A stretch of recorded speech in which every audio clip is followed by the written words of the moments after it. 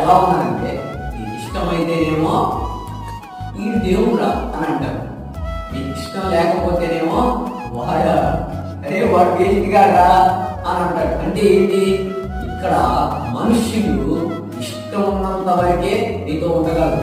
ఇష్టం కాస్త కష్టమైపోతే తమ కొత్త జీవితాన్ని వెతుక్కోగలరు. ఏ స్థితిలో నిన్ను వదిలిపెడతారో తెలియదు, ఏ నిమిషంలో నిన్ను వదిలేస్తారో తెలియదు. కానీ నీవు గనక ఒక్కసారి ఏ స్థితిలో అయినా, ఏ బాధలో అయినా, ఏ సమస్యలైనా నిన్ను వదలక హత్తుకునే దేవుని వైపు ఒక్కసారి చూసి, ఒక్కసారి నువ్వు ప్రార్థన చేయగలిగితే, ఒక్కసారి నువ్వు బైబిల్ చదవగలిగితే, ఒక్కసారి దేవుని గురించి తెలుసుకోగలిగితే, ఈ రోజు దేవుడు నీ జీవితాన్ని మార్చిపోతున్నాడు. నమ్మిన వారైతే ఈ రోజు నుంచైనా బైబిల్ చదవడం మొదలు పెట్టండి, ప్రార్థన చేయడం మొదలు పెట్టండి, దేవుడి గురించి తెలుసుకోవడం మొదలు పెట్టండి.